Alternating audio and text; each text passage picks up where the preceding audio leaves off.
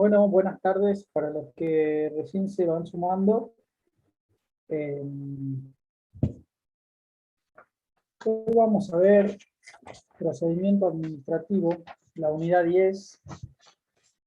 Antes de empezar, ¿alguna duda de las clases pasadas? ¿Algo que quieran preguntar?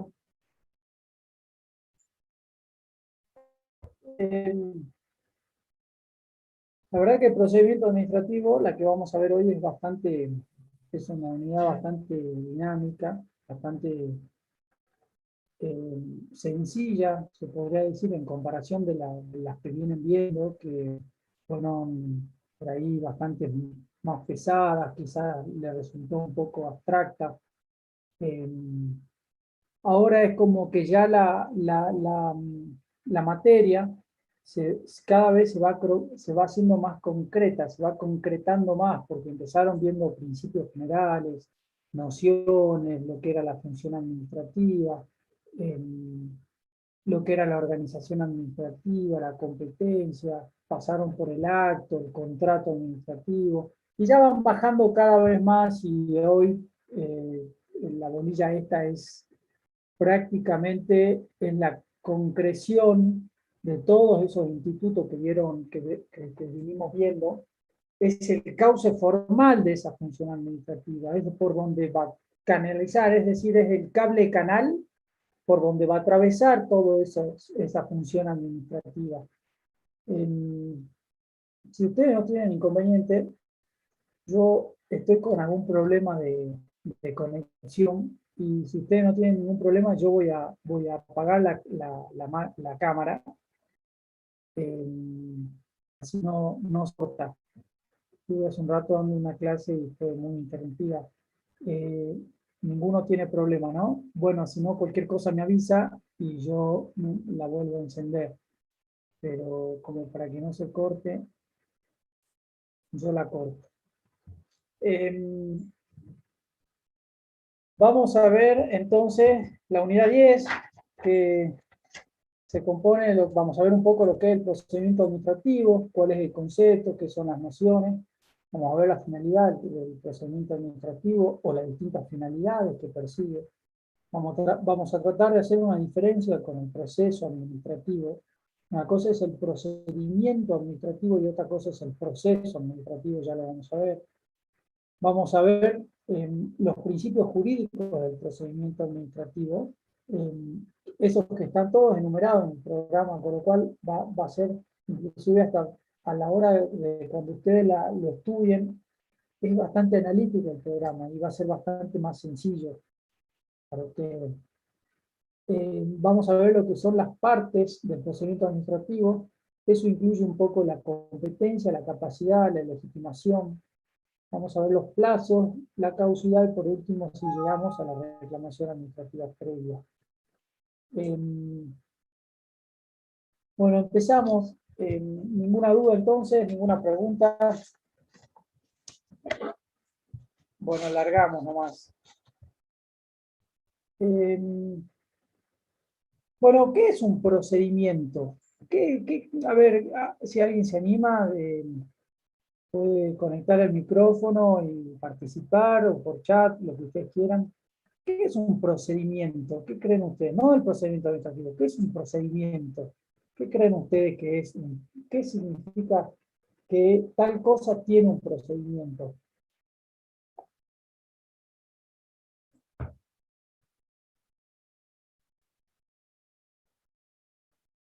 Pasos a seguir. Muy bien, Jimena. Exactamente. Exactamente. Bueno, tal cual. Ni más ni menos. Son pasos, etapas a seguir, pasos que están concatenados uno entre otros. Uno es la causa y el otro es el efecto. Como ustedes saben, todos, digamos, absolutamente todas lo que son las técnicas, los oficios, la ciencia, muy bien, métodos, eh, todos tienen pasos, todos tienen un procedimiento. Cuando yo, por ejemplo, voy a LISI, un tratamiento, bien, cuando yo, por ejemplo, voy a LISI y compro una mesa, me viene con un manual de instrucción, me viene con una hoja en el cual me dice el modo, me indica la forma en que hay que este, realizarla, por ejemplo. Eso, eso es un procedimiento. Son todos los pasos y los trámites. Cuando yo, por ejemplo, quiero hacer una torta, cuando cualquier receta de cocina, todo tiene un procedimiento, todo tiene una forma de elaboración, tiene un inicio, tiene un desarrollo, tiene un producto o finalización. Exactamente lo mismo eh, ocurre con el procedimiento administrativo. Y al igual que podría decirle una receta de cocina, que si a mí la receta de cocina me dice que esto tengo que agregarle 3 claras de huevo, no puedo agregarle 7 o 8 claras de huevo porque seguramente el producto, el resultado va a ser diferente. Es decir, en cierto punto es bastante riguroso el procedimiento, tanto el procedimiento para hacer una torta como el procedimiento administrativo. Son pasos que no están elegidos al azar o porque es producto de la imaginación de algún legislador que se le ocurrió poner tal trámite. No, no, son pasos que están premeditados, están preestablecidos y todos tienen una finalidad y tienen un porqué. Eh, Partiendo de esa base, entonces, ya más o menos ustedes irán imaginándose, bueno, entonces el procedimiento administrativo va a ser el trámite que se lleva a cabo en el marco de la administración, de la organización administrativa, esa que ustedes vieron en la unidad número 3 o unidad número 4, no me acuerdo. Va a ser, a ver, cómo decirle lo más para que ustedes entiendan, va a ser ese expediente, ese es el trámite de donde se lleva a cabo ese expediente, donde se realiza ese expediente. El trámite va a iniciar ya sea a través de una presentación de un administrado, es decir, de un ciudadano. En el caso de ustedes, si es un alumno de la facultad, puede iniciarse a través de la presentación ante la dirección de alumnos o de la facultad de un pedido o un pedido de revisión de alguna nota de ustedes o alguna impugnación.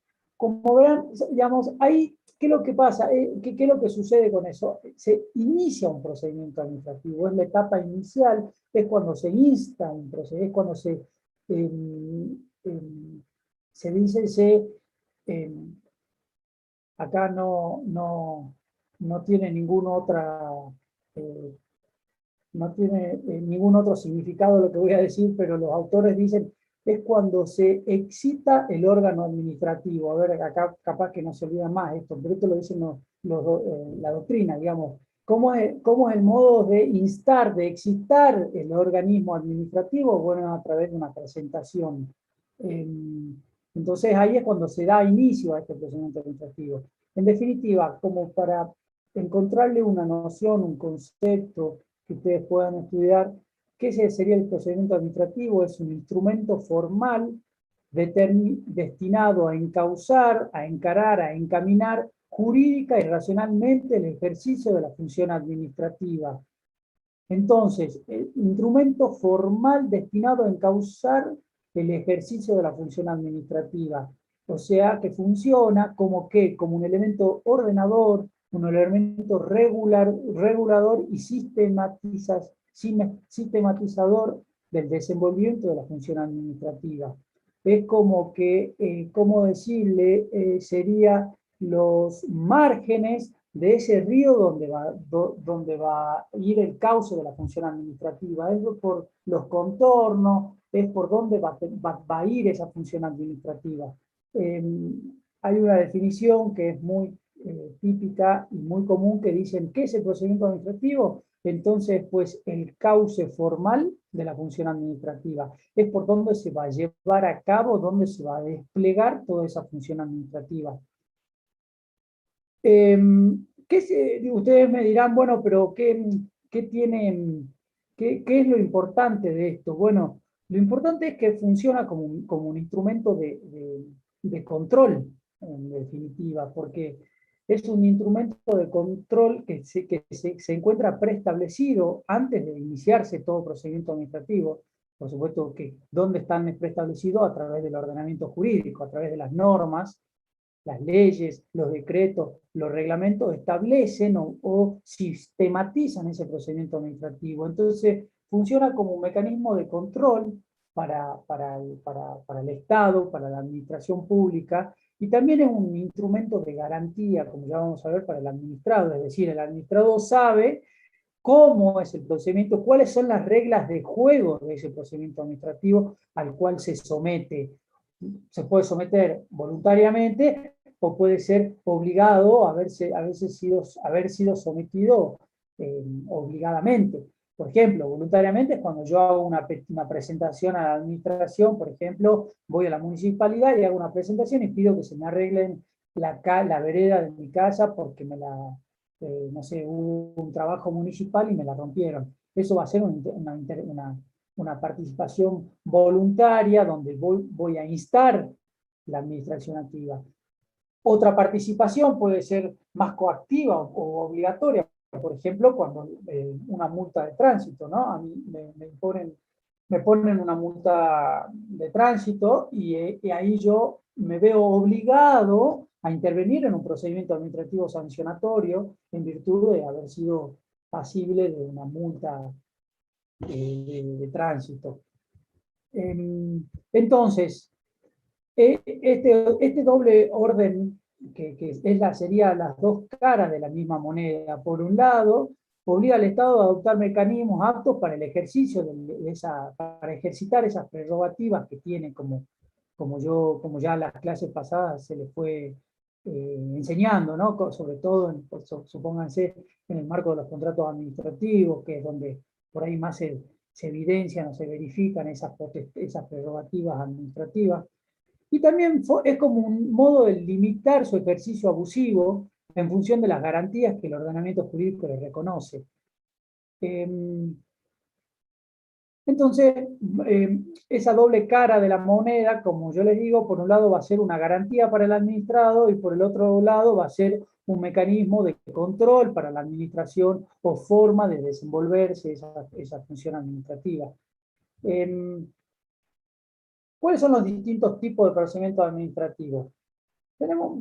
A ver, acá pueden haber muchos más, pero yo se los dividí en tres subgrandes especies, que sería, la primera, ese procedimiento administrativo de control y fiscalización interna. Es por ahí un procedimiento administrativo que ustedes, cuando sean contadores, en el que más familiarizados se van a encontrar. Son los procedimientos de auditoría, los procedimientos que llevan a cabo las sindicaturas generales, las auditorías general de la provincia, los servicios de administración financiera, lo de control interno y externo. Es decir, son procedimientos en el cual se van a verificar el cumplimiento de los objetivos, de ciertas pautas de los distintos organismos.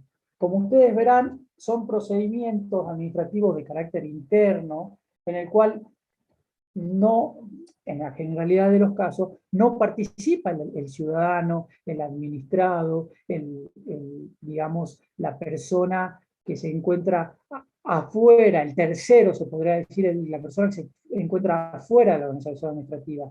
Son procedimientos internos que no dejan de ser procedimientos porque tienen un trámite, tienen eso como decía recién Jimena, tienen pasos a seguir, son pasos que van concatenados y responden a una norma previa que los establece.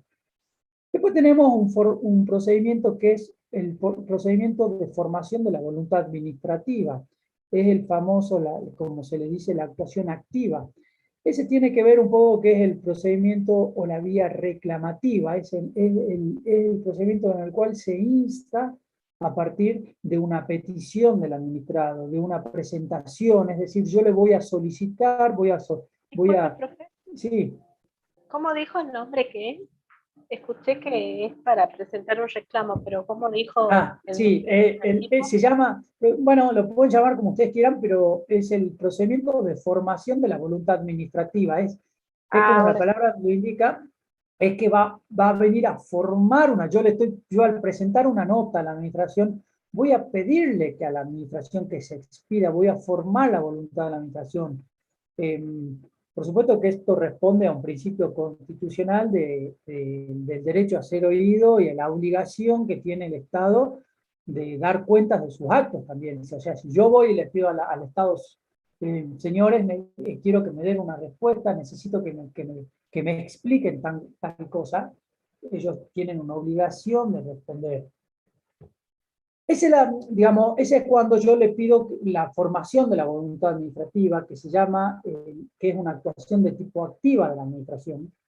Y después, mejor dicho, una actuación activa del administrado, del ciudadano, ¿no? En cambio, después tengo un tercer tipo de procedimiento administrativo, que es el procedimiento administrativo de impugnación, que en realidad esa actuación del administrado es más bien reactiva, no activa, sino de reacción, es reactiva. ¿Por qué? Porque yo ya cuento con un acto al cual tengo que impugnar. Ya cuento con una sanción, cuento con una multa, cuento con, por ejemplo, si soy un docente, cuento con un descuento de haberes que yo tengo que impugnarlo, cuento con, por ejemplo, una cesantía de un policía. Se trata de todos actos administrativos a los cuales afecta mi interés legítimo, mi derecho subjetivo, al cual yo voy a impugnar. ¿Cómo lo voy a impugnar? A través de los recursos administrativos que lo van a ver en la próxima unidad.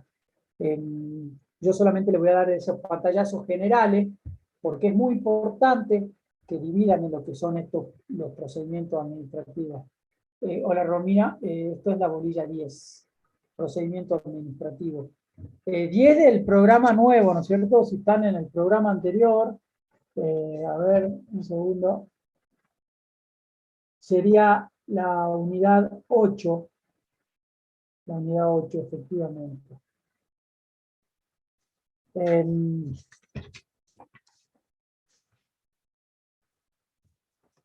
Sí, la bolilla 8.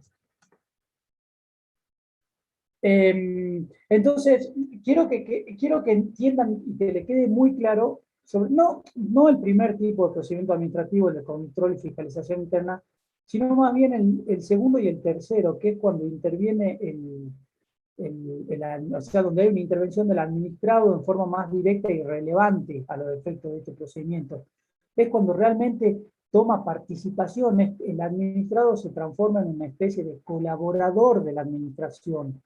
Entonces, quiero que entiendan bien esta diferencia entre lo que se dice el procedimiento de formación de la voluntad administrativa, que es la vía reclamativa, es cuando yo hago un reclamo, hago una presentación, peticiono ante las autoridades, de la voluntad impugnativa, mejor dicho, de la vía impugnativa o este procedimiento de impugnación, que en este segundo caso yo ya cuento con un acto administrativo que afecta mis derechos o intereses legítimos, y del cual yo voy a solicitar su revocación, su modificación, su sustitución, su aclaración, etcétera, etcétera, ¿a través de qué? De los recursos administrativos.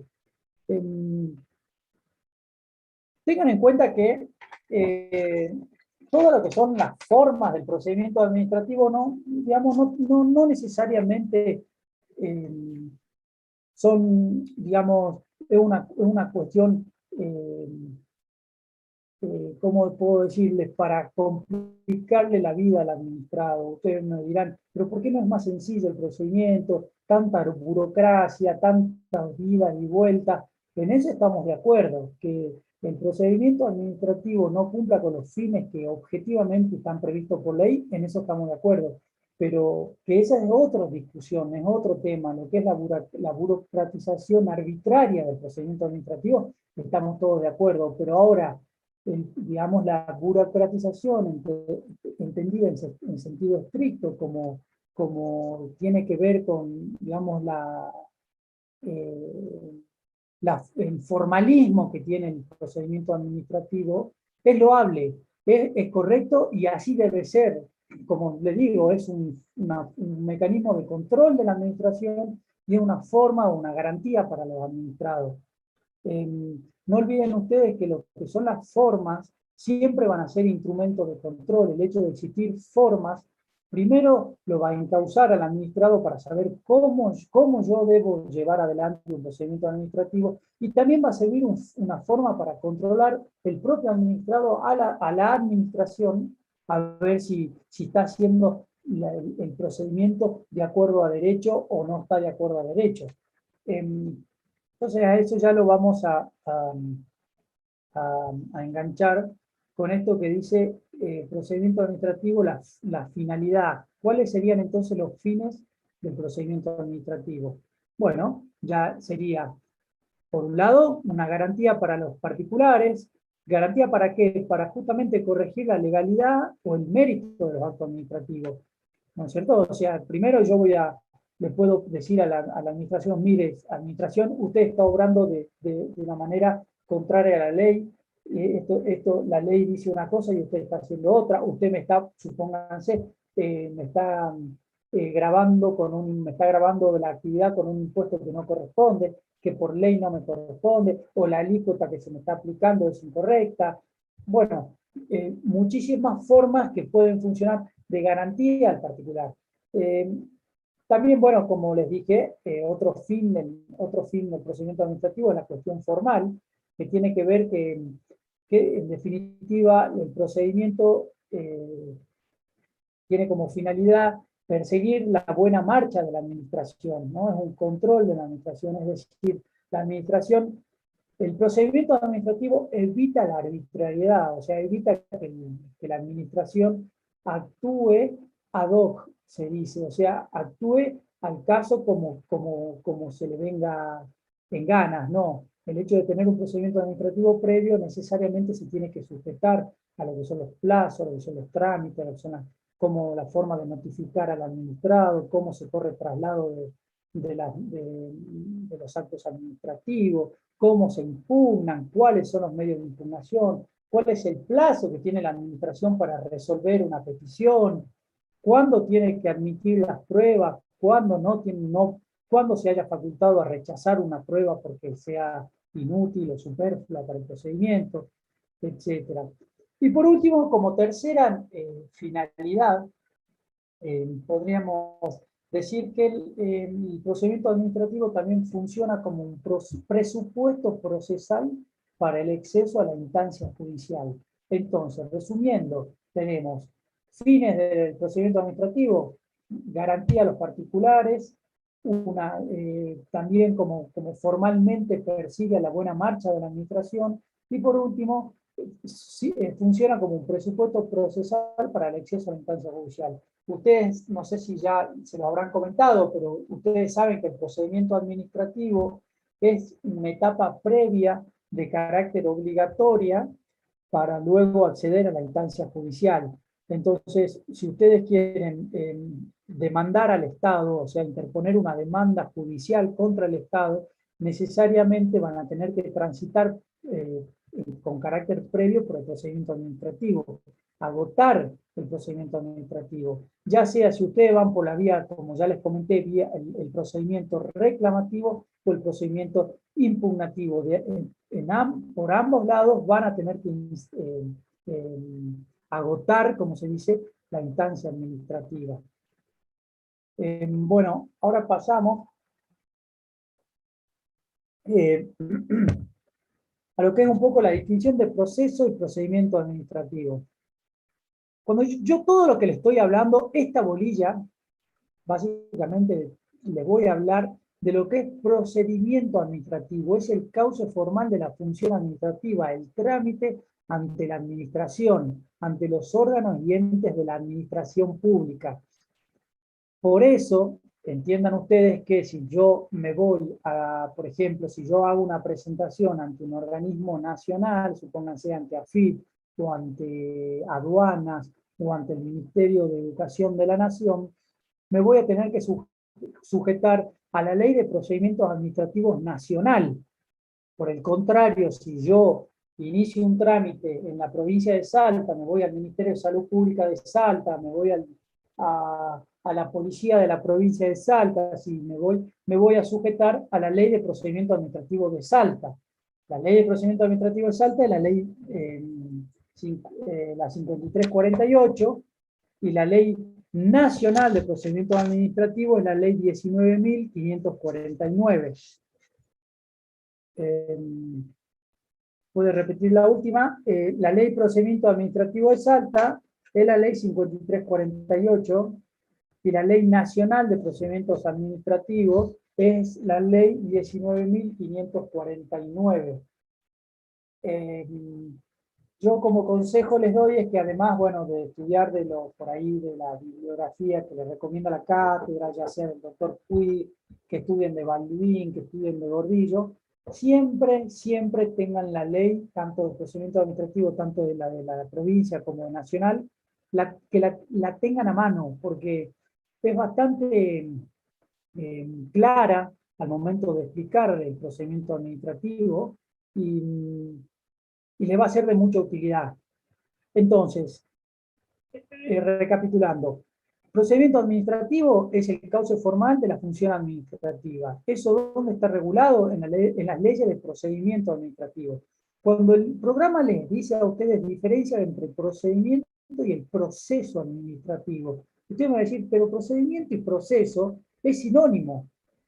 Puede ser técnicamente, o mejor dicho, lingüísticamente, se podría tomar como sinónimo lo que es procedimiento a proceso. Puede haber una pequeña diferencia, pero a los efectos de esta materia para el derecho administrativo, cuando nosotros hablamos de proceso administrativo, nos estamos refiriendo al llamado proceso contencioso administrativo, es el proceso judicial administrativo. Entonces, procedimiento administrativo es lo que estamos viendo, lo que vamos a ver en esta unidad. ¿Dónde se lleva a cabo? En el ámbito de la administración pública, en el ámbito del Poder Ejecutivo. Es decir, es el cauce formal de la función administrativa. Todo lo que venimos hablando en esta materia. El acto administrativo es el producto, es el resultado, es la finalización de un procedimiento administrativo previo. El contrato administrativo también es el producto de todo un procedimiento administrativo llevado con anterioridad. Todo lo que tiene que ver los procedimientos de selección del contratista, son todos procedimientos administrativos especiales. El procedimiento administrativo sancionatorio, el procedimiento administrativo, supónganse, para llevar adelante un concurso docente, para el sorteo y adjudicaciones de vivienda del Instituto Provincial de la Vivienda, son procedimientos administrativos. Ahora, cuando yo les hablo, o cuando nosotros la cátedra le digamos proceso administrativo, ahí nos vamos a referir al proceso judicial administrativo, que no lo vamos a estudiar en esta materia, porque además eso por ahí es una materia más propia para abogados, no para contadores, porque justamente es cómo se lleva a cabo el proceso judicial frente a un juez, ¿no? Frente a un órgano imparcial en el marco del poder judicial. Entonces no tiene mucho sentido si ustedes no van a litigar en sede judicial. Ustedes se van a desenvolver más que nada en una sede administrativa, van a asesorar a sus clientes y van a velar por los intereses y derechos de sus clientes, ya sea en la FIP, en la DGR, en economía, en montones de ámbitos de la administración. Entonces, ¿cuál sería primero entonces la gran diferencia? Que el procedimiento administrativo es el cauce formal de la función administrativa y el proceso administrativo vendrá a ser el cauce formal de la función judicial, ¿no? Acuérdense que entre procedimiento y proceso hay una cuestión también, una relación de tiempo. Primero el procedimiento, se agota el procedimiento y recién puedo acudir al proceso judicial. Es decir, el procedimiento administrativo es una vía obligatoria previa para yo luego instar el proceso administrativo. ¿Cuáles son las grandes diferencias entre el procedimiento y el proceso administrativo? Primero, la cuestión estructural, cómo está conformado. Ustedes acuérdense que yo, como el procedimiento administrativo, yo les dije que el administrado es una especie de colaborador con la administración. ¿Por qué? Porque la administración, como órgano de carácter público, o sea, tiene que velar por los intereses, tiene que velar por los intereses colectivos y tiene como fin último, como causa final, la concreción del bien común. Entonces, si yo administrado le solicito a la administración, mire administración, usted me puso una multa de tránsito por estar mal estacionado, pero resulta que ese día yo no saqué el auto de mi casa, acá tengo la prueba. En definitiva, lo que yo estoy haciendo, y la administración no es una parte contraria a mí que va a litigar en contra mío, no, la administración va a recetar en términos objetivos, eso iba a decir, y va a chequear, va a decir, a ver, veamos si este ciudadano efectivamente estaba en su casa o estacionó mal el auto. En caso de haber estacionado mal el auto, lo que debería hacer la administración es revocar, es dejar sin efecto esa multa de tránsito, lógicamente, eh, porque es contraria al ordenamiento jurídico. Entonces, por eso se dice que el administrado, por más que a veces sea medio en términos románticos, sea muy difícil darse cuenta de este concepto, pero el administrado a veces funciona como un colaborador de la administración, es decir, ayuda a la administración a eliminar todos esos actos administrativos que están contrarios al ordenamiento jurídico, ayuda un poco a corregir la legalidad y el mérito, la oportunidad y conveniencia de la decisión administrativa, y también coadyuva a que esa administración sea llevada a cabo o sea tramitada toda la función administrativa bajo los cánones de la eficacia, de la eficiencia y de la economía. Por otra parte, entonces, en el procedimiento administrativo, el administrado va a formar parte entonces del procedimiento, digamos, del procedimiento administrativo. Por el otro lado, en cambio, tenemos en el proceso administrativo, funciona como si fuese una pirámide, en el cual arriba va a estar un órgano de carácter imparcial, que es el órgano judicial, que es el juez, el magistrado, y que va a funcionar de manera objetiva e imparcial e independiente. Y ahí sí se va a formalizar una contienda entre dos partes, en el cual va a haber una suerte de árbitro imparcial.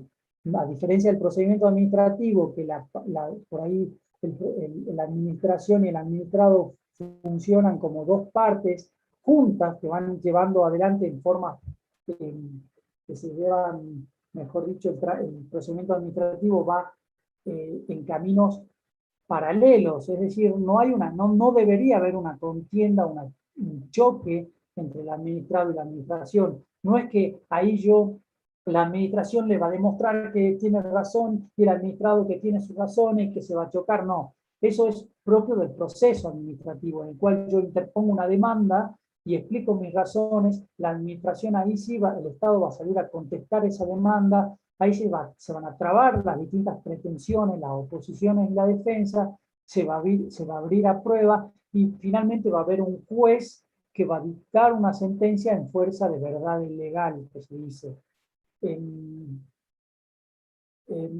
Como ustedes verán, eso, digamos, es la diferencia más importante entre el proceso y el procedimiento administrativo. En el procedimiento no hay un juez. En el procedimiento está la administración, al cual escucha al administrado y resuelve. Y va a resolver conforme al ordenamiento jurídico, conforme a la oportunidad, mérito y conveniencia, pero hasta ahí nomás. No es que se va a trabar una lucha jurídica entre dos partes. Por eso, también el hecho de que ustedes entiendan bien cuál es la diferencia entre el procedimiento y el proceso, también se les va a hacer más fácil entender cuáles son los principios generales del procedimiento administrativo. Entre ellos, que ya lo vamos a ver, por ejemplo, el principio de la búsqueda de la verdad objetiva, o la verdad real, o la verdad material, a diferencia de la verdad formal, que es del proceso administrativo. Ya vamos a ver esto cuando entremos en los principios jurídicos. También vamos a ver que vamos a entender la razón por la cual en el procedimiento administrativo rige el principio del formalismo a favor del administrado, a contrario de lo que sucede en el proceso administrativo, es decir, el proceso judicial, en el cual el proceso es absolutamente formal y ritualista, no es como el principio del formalismo que rige en el procedimiento administrativo. en el marco del proceso administrativo, los plazos son todos perentorios, las etapas son precluyentes, como se dice, es decir, una etapa, finaliza una etapa, yo ya no puedo volver atrás, a mí se me vence un plazo judicial y no hay forma de remediarlo. Digamos, la concatenación de estas etapas y actos en el marco de un proceso judicial es mucho más estricto que el procedimiento administrativo. Ya vamos a ver también cuando veamos los plazos del procedimiento administrativo, que por esencia son prorrogables. En cambio, en el proceso administrativo todos los plazos son fatales e improrrogables y perentorios. Ustedes me van a decir por qué la rigidez del proceso administrativo y por qué la flexibilidad del procedimiento. Bueno, justamente por esa estructura que le venía diciendo, que el hecho de ser una pirámide, en el cual en la cúspide de la pirámide encontramos al juez o al magistrado o a la cámara, depende de quien tenga que resolver, va a ser un árbitro y va a fijar reglas. Y por un principio de igualdad entre las dos partes de la contienda, es decir, del juicio propiamente dicho, va a tener que fijar reglas y estrictas. Y va a decir, bueno, tal plazo tenés vos para contestar demanda, tal plazo se tiene para presentar las pruebas, tal plazo se tiene para alegar, y si ustedes no cumplen con esos plazos, yo no puedo beneficiar a una de las partes porque voy a estar perjudicando, va a ser injusto para la contraparte.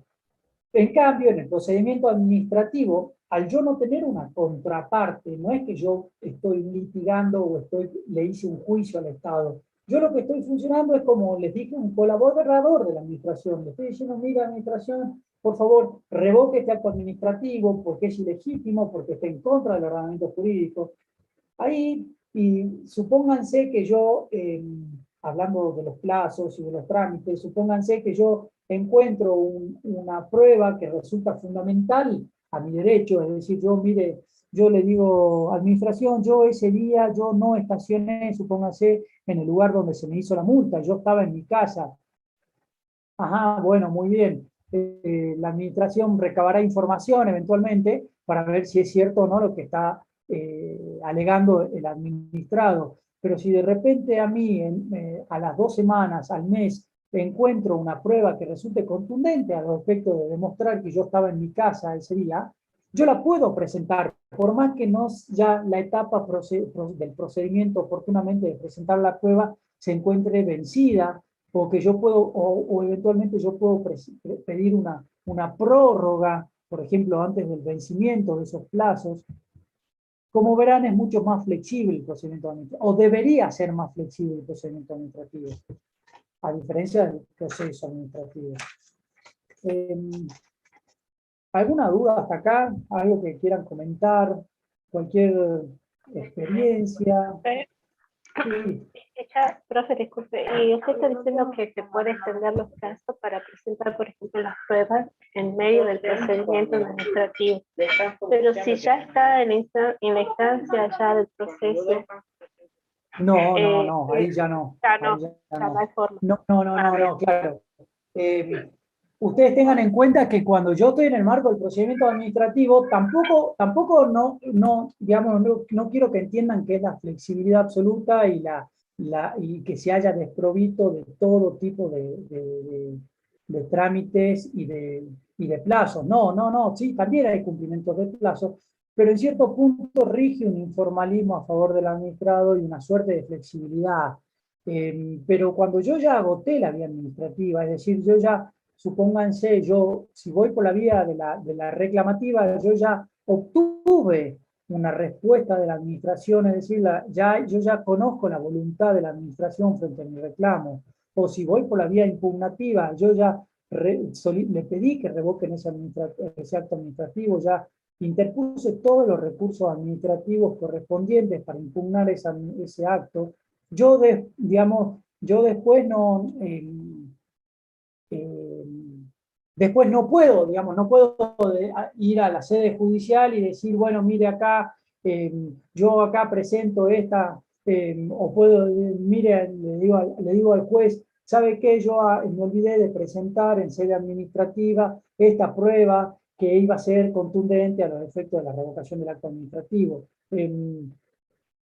Eso está muy, yo no me quiero ir un poco con este tema, pero es un tema súper interesante y muy estudiado, que tiene que ver con se llama el carácter revisor del proceso administrativo. ¿Revisor de qué? Del procedimiento administrativo. Lo que va a hacer el juez, en definitiva, va a ser revisar el procedimiento administrativo, va a ser revisar todo cómo se dio el procedimiento administrativo, todos los elementos de ese, cómo se conforma ese acto administrativo, que va a ser generalmente es el producto de un acto, o sea, de un procedimiento administrativo, es el resultado de un procedimiento administrativo. Eso es lo que lo que va a revisar un juez. Ahora, ¿qué pasa si yo, ahí enganchando un poco a la pregunta de Analía, qué pasa si yo, administrado, me olvidé de presentar una prueba en sede administrativa y después se la presento al juez? Porque yo agoto la instancia administrativa y no estoy conforme o no o no satisfizo mi reclamo, mis intereses o derechos subjetivos y acudo a la sede judicial. ¿Qué pasa ahí si yo le presento al juez una prueba que nunca se le había presentado a la administración? Bueno, eso es todo un tema, es decir, ¿por qué? Porque si el juez lo que tiene que hacer es revisar el procedimiento administrativo, entonces, ¿cómo yo, teniendo una prueba que sea tan contundente, digamos, para a los fines de lograr los derechos que yo estoy invocando, cómo la voy a presentar en sede judicial y no la presenté previamente en sede administrativa, siendo tan importante? Entonces el juez, acá está discutido y hay distintas posturas, pero ¿cuál es la postura mayoritaria? Que dice, mire, si usted en sede administrativa no le dio la oportunidad a la administración de expedirse con respecto a estas pruebas, o sea, no le hizo conocer, volvamos a este ejemplo que es bastante sencillo, no le dijo usted a la administración, mire, yo estaba estacionado en mi casa, acá tengo un video o acá tengo unas fotos en el cual demuestra que yo me encontraba estacionado justamente ese día, a esa hora en mi casa. ¿Cómo la administración va a poder revocar un acto sin prueba? Entonces, está bastante discutido, hay algunos autores que entienden y dicen, no, mire, usted debió haber acreditado su en sede administrativa, es como que lo que usted peticiona en sede administrativa es lo que también tiene que peticionar en sede judicial. Hay otros autores que no, que obviamente dicen, a ver, mire, hay la amplitud probatoria en sede judicial es mucho mayor y usted tiene que probar absolutamente todo en sede judicial. Si usted a la administración le dijo, mire, yo estaba estacionado en mi casa, no estoy obligado a llevar ninguna prueba más allá de las razonables. Entonces, es como que hay doctrinas para los dos lados. Uno que entienden que el carácter revisor del procedimiento administrativo eh, impide plantear cosas cosas nuevas que no se plantearon en sede administrativa. Y después tenemos otras posturas que son más flexibles y dicen, no, en sede judicial hay una amplitud irrestricta de revisar el procedimiento administrativo, más allá de los planteos que se hayan hecho en sede administrativa.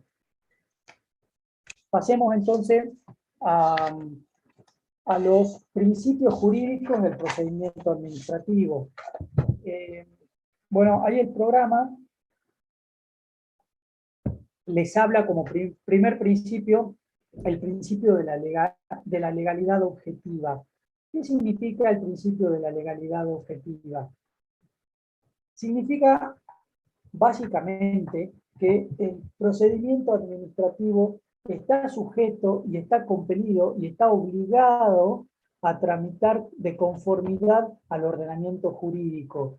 Es decir, siempre existe un ordenamiento jurídico previamente establecido, el cual va a marcar la cancha, va a marcar las reglas de juego y las reglas de competencia, en el sentido de que no hay nada del procedimiento administrativo que puede estar ¿cómo se puede? Librado al azar. Todo tiene que estar previamente establecido. Justamente eso, ¿para qué sirve? Para evitar la arbitrariedad de la administración y también como un modo de garantía del administrado. Ese es el principio de la legalidad objetiva. Es decir, que existe siempre un ordenamiento jurídico de carácter objetivo previo, el cual va a regular ese procedimiento administrativo. ¿Alguna duda con el principio de la legalidad objetiva? Cualquier cosa, me interrumpen, no hace falta que ni siquiera escriban por el chat ni nada. Después tenemos el principio de la verdad material.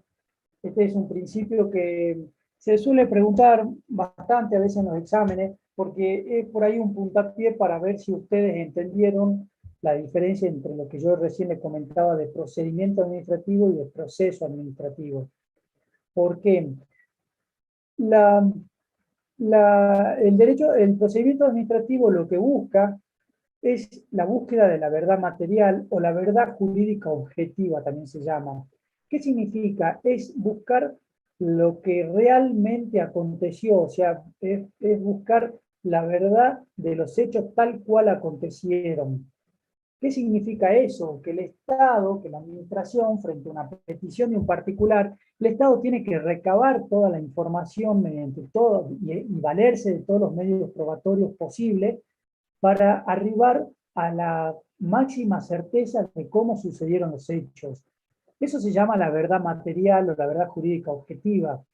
Entonces, ¿de eso qué deriva? El principio de instrucción y de oficialidad que ya vamos a ver a continuación. Pero antes de pasar, les quiero hacer la diferencia con respecto al principio que rige en el proceso administrativo. ¿Cuál es el principio? El principio de la verdad formal. Entonces tenemos por un lado la verdad material y por el otro la verdad formal. ¿Cuál es la verdad formal? La verdad formal es la verdad es aquella verdad que surge de las constancias del expediente, que surge del expediente judicial. Son todo lo que se alegó y se probó en el expediente administrativo. Y usted me va a decir, bueno, pero esto es medio injusto. ¿Por qué en un expediente administrativo de repente a mí, supónganse que yo voy judicialmente a impugnar una multa y el juez me dice, no, mire, ¿sabe qué? Usted no logró probar, sigamos con este ejemplo sencillo, que no es el mejor ejemplo, pero bueno, como para que ustedes entiendan, y que el juez diga, mire, ¿sabe qué? Usted no logró probar que usted ese día había estacionado en su casa y no estaba mal estacionado y resulta que yo tengo una prueba o que si o quizás no logré aportarla en sede judicial ni en sede administrativa, que haya sido una prueba contundente. Pero bueno, lo importante, o sea, acá el juez, por un principio de igualdad jurídica, igualdad entre las partes, el juez no puede ir más allá de lo que las partes alegan y prueben. Yo no puedo, de oficio, el juez no puede eh, indagar o hacer una investigación más allá de lo que pidan las partes. El juez se tiene que limitar a lo que piden acá las partes. Por un lado, lo que pide el administrado y lo que pide la administración. En cambio, en el procedimiento administrativo, no, la administración se encuentra obligada a la búsqueda de la verdad material. Entonces, usted me va a decir, ¿cuál es la verdad real? Mejor dicho, ¿cuál es la verdad formal del proceso judicial? Es la verdad que surge del expediente, que surgen de las constancias del expediente, ni más ni menos. Entonces el juez cuando al momento de fallar, al momento de dictar la sentencia, se tiene que atener pura y exclusivamente a las constancias del expediente. Yo le comento un caso, me acuerdo que era de un corredor que me tocó a mí como abogado en mi función. Yo trabajo en la Corte de Justicia. Me acuerdo que me llegó un expediente en el cual venía una apelación, era un amparo que habíamos apelado, y eso se apela ante la Corte, y me acuerdo que era un corredor inmobiliario en el cual no le habían abonado las comisiones, ¿no? Era la venta de un inmueble y no le habían abonado las comisiones. Y él perseguía el cobro de esta comisión inmobiliaria que no le habían pagado y le habían salteado. A ver, yo lo conozco, uno lo conocía a este corredor inmobiliario, porque por ahí es conocido, del público y notorio, todos sabemos que es corredor inmobiliario porque abundan las publicidades y las propagandas en la radio, en todos lados, hay cartelería de este corredor inmobiliario por todos lados que tiene una inmobiliaria, Pero resulta que en el juicio no logró probar que él se hallaba matriculado en el colegio de corredores.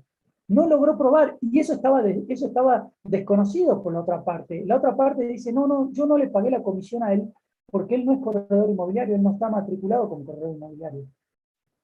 Y la otra parte, en vez de, digamos, solicitar a través de un oficio al colegio de corredor inmobiliario a ver si se encuentra matriculado, cuál es el número de matrícula y desde cuándo se haya matriculado y que esa matrícula no se encuentre suspendida ni interrumpida, se comió esa prueba. Se comió a acreditar que él era corredor inmobiliario. Y usted me dice, bueno, pero es no es público y notorio porque ahí sí hay una obligación. Cuando es público y notorio, sí el juez no se puede apartar, pero usted va a decir, bueno, pero yo sé, a través, porque yo le escucho la radio, porque veo carteles, que él era corredor inmobiliario. Pero en el expediente judicial no estaba aprobado. Entonces, lamentablemente, eh, tuvimos que decirle, mire, usted no probó que era corredor inmobiliario. Y me dice, pero es injusto. Y bueno, en cierto punto sí y no, porque, digamos, el principio de igualdad entre las partes procesales es muy fuerte, es muy estricto.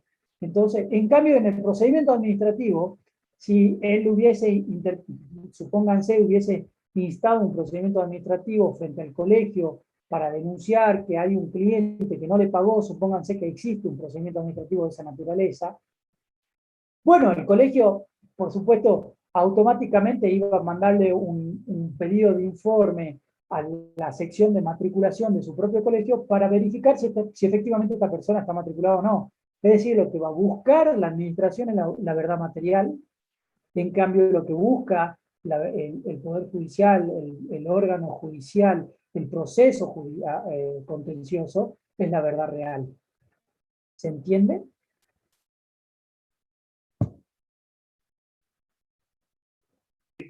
Pero no sé si, eh, o sea, es obligación de nosotros presentar la prueba, por ejemplo, y además, digamos, los encargados en ese procedimiento administrativo de buscar más, o solamente nosotros tenemos que presentar las pruebas. Muy buena pregunta, me ayuda a aclarar. Efectivamente, en el procedimiento administrativo la obligación es compartida.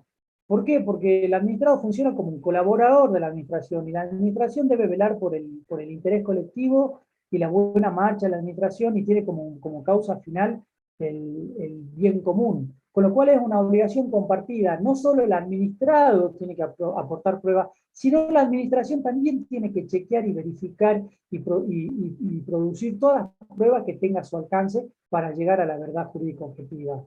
En cambio, en el proceso judicial no. El proceso judicial, en ese sentido, el juez, que funciona como árbitro imparcial, tiene una actitud en cierto punto medio pasiva frente a las peticiones de las partes. ¿Qué es lo que va a hacer en el proceso administrativo? El juez va a recibir la prueba, pero el juez no puede salir de oficio a producir pruebas que al juez se le ocurra.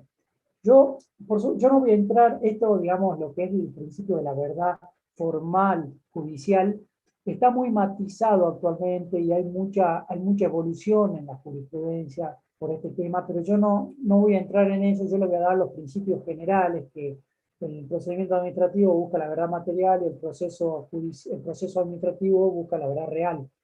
Solo tengan ustedes una idea de que esta búsqueda de verdad real se encuentra muy matizada actualmente. No digo que se haya dado un vuelco en el proceso administrativo, no digo que se haya dado un vuelco hacia el principio de la verdad material o la verdad jurídica objetiva, pero cada vez hay una tendencia mayor a la búsqueda de la verdad material. Pero bueno, gracias Analia por tu intervención porque me ayudó un poco para aclararle ese punto. Un principio, gracias, un principio sumamente vinculado con este que veníamos hablando, del principio de la oficialidad. ¿Qué es la oficialidad? Es la instrucción y la impulsión de oficio. Es decir, a diferencia del proceso administrativo como veníamos hablando, en el procedimiento administrativo ¿quién tiene la obligación de impulsar ese procedimiento de llegar a la emisión de ese acto administrativo? ¿El administrado? ¿A quién le interesa culminar con el procedimiento administrativo? Al administrado, a la administración.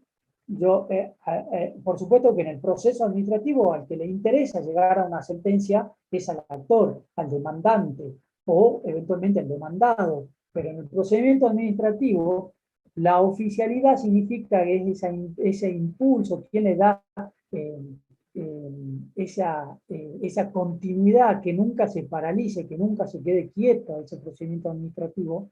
¿Quién tiene ese interés? El administrado desde ya, por supuesto, si es que hizo una presentación.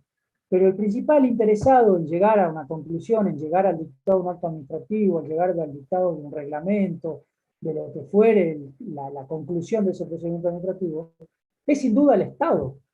Por lo tanto, el impulso, la instrucción y el impulso siempre va a estar a cargo del Estado, de la administración.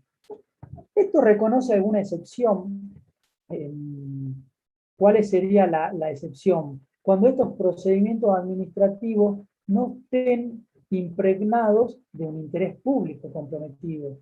Por ejemplo, ¿qué se les puedo dar de ejemplo? Supónganse que acá viene un administrado, el dueño de un kiosco que tiene un par de mesas en la vereda y le solicita a la municipalidad una autorización para vender bebidas alcohólicas y para colocar las sillas en la vía pública, por ejemplo. Es una autorización que la pide acá el kiosquero para vender bebidas alcohólicas al público en esta silla emplazada en la vereda. Claramente ahí el interés es del kiosquero, digamos. A ver, puede subyacer un interés público en cierto punto que será, a ver, si nos ponemos a buscar un interés público, ¿qué será? Satisfacer quizá una necesidad colectiva del barrio, de proveer un servicio adecuado, regulado y demás. Pero acá el interés o el impulso no va a ser de oficio, sino va a ser más bien de la parte del kiosquero. Entonces, eso va a tener quizás también su consecuencia, de decir, bueno, supónganse que yo le presento y viene la administración y le dice, bueno, kiosquero, mire, previo a yo autorizarte, necesito que me acompañe un certificado de bombero y un seguro de caución. Bueno, si yo no presento eso, claramente el procedimiento administrativo ese se va a paralizar, hasta se puede llegar a extinguir, como ya vamos a ver más adelante. Pero ahí no tiene el Estado la obligación de llevar adelante el principio de oficialidad, no tiene la impulsión ni la instrucción de oficio, ahí la tiene el administrado, el interesado. Sigamos con los principios. Un principio muy importante, de los más importantes que le podría decir yo, además quizás del debido proceso y de la legalidad, es el principio de informalismo a favor del administrado. Tengan en cuenta que el informalismo siempre opera a favor del administrado y no a favor de la administración. ¿Qué es el principio de informalismo a favor del administrado? Si ustedes, bueno, miren, anoten si quieren, recién yo le hablé el principio de oficialidad, que está en el artículo 142 de la Ley de Procedimiento Administrativo de Salta. Miren, yo lo que le comentaba, dice, perdón que vuelva atrás, pero justo así, cuando estudien de la ley les sea más fácil. Fíjense lo que dice el 142, dice, la impulsión del procedimiento administrativo se realizará de oficio por los órganos intervinientes en tramitación sin perjuicio de la impulsión que pueden darle los interesados. Se exceptúa de este principio aquellos trámites en los que medie solo el interés privado del administrado. Después pasamos al artículo 143, que es el informalismo a favor del administrado. ¿Qué significa el informalismo? Es cuando se le puede excusar al administrado, al ciudadano, ciertas inobservancias de algunos requisitos formales de que digamos, los requisitos formales del procedimiento administrativo, en tanto y en cuanto estos no sean fundamentales ni trascendentes ni de cumplimiento estrictamente obligatorio. ¿Y cuáles son esos requisitos quizá o esos trámites de carácter no esenciales o fundamentales que se les pueden eximir de su cumplimiento? Supónganse, acá el artículo 144 de la Ley de Procedimiento Administrativo de Salta, por ejemplo, tiene que ver con la calificación técnica de los recursos. ¿Qué significa la calificación técnica? Si viene un administrado e interpone un recurso jerárquico, cuando en realidad correspondía interponer un recurso de reconsideración, a la administración no lo puede denegar a ese recurso porque estaba mal calificado, porque estaba mal mencionado ese recurso. Si yo impugno directamente una decisión, no hace falta ni ponerle un título al escrito. Si yo vengo y me aplican una sanción, supónganse en el marco de la universidad, ustedes se le abre un sumario y se le aplican una sanción administrativa, yo con el solo hecho de presentar un escrito, de decirle, mire, señor decano, yo no estoy de acuerdo con esta sanción administrativa, ya directamente lo que tiene que hacer la administración, en este caso, supónganse la UNSA, es recalificar y reconducir esa presentación en la cual trasunta una voluntad impugnativa de ustedes como alumnos y calificar al recurso tal cual corresponde conforme a la normativa. Eso es una aplicación práctica del principio de informalismo a favor del administrado. Después, por ejemplo, en lo atinente a la presentación de los escritos presentados ante funcionarios incompetentes, los cuales deberán ser enviados a los organismos competentes. ¿Qué significa esto? Si a mí, supónganse, yo soy, a ver, veamos, yo soy médico y la Secretaría de Salud me impuso una sanción o alguna cuestión atinente a mi profesión, si yo presento en cualquier otro organismo administrativo que no sea el competente para resolver esa presentación, la administración se encuentra obligada a tramitarlo o a reenviarlo al organismo competente. Esto sucede a diario y muchas veces, que ustedes supónganse que algún vecino que no tenga quizás una formación como ustedes que van a tener de contadores, simplemente que sea un vecino cualquiera que va le llegó, supónganse, una notificación de la Secretaría de Obras Públicas de la Municipalidad. Y bueno, este vecino va a la Secretaría de Hacienda Municipal y presenta un escrito. Lo que tiene que hacer la Secretaría de Hacienda Municipal está obligada a darle trámite y enviarlo al funcionario competente que va a revisar o que va a resolver esta cuestión. Esos son expresiones prácticas del principio de informalismo a favor del administrado. Fíjense lo que dice el artículo 143, dice, en el procedimiento administrativo se aplicará el principio de informalismo en favor del administrado, en virtud del cual podrá ser excusada la inobservancia de ciertos requisitos formales establecidos cuando ellos no sean fundamentales. Este principio rige únicamente en favor de los administrados y no exime a la administración del cumplimiento de los recaudos procesales instituidos como garantía de aquellos y de la regularidad del procedimiento. Miren qué importante este artículo 143. Además de instaurar el principio de informalidad a favor del administrado, también le está explicando cuál es la obligación que tiene la administración de cumplir con el procedimiento administrativo y cuál es la finalidad de ese procedimiento administrativo, como veníamos viendo, que es una garantía de los administrados y que hace a la regularidad, a la buena marcha del procedimiento administrativo. Después en el artículo 144 van a encontrar algunos ejemplos. Yo les mencioné 2 ejemplos de 4, que era el tema de la calificación técnica de los recursos y el tema de las presentaciones presentadas ante organismos incompetentes. Y después hay un montón de casos en el cuales puede imperar el principio de informalismo en favor del administrado. Supónganse en lo que tiene que ver al cumplimiento de los plazos, o muchas veces cuando se solicita, o supónganse, frente a alguna acusación de tipo administrativa, ¿no? Alguna denuncia o inicio de un sumario administrativo, en ese caso el administrado tiene la posibilidad de de presentar un descargo que haga valer los derechos de su parte.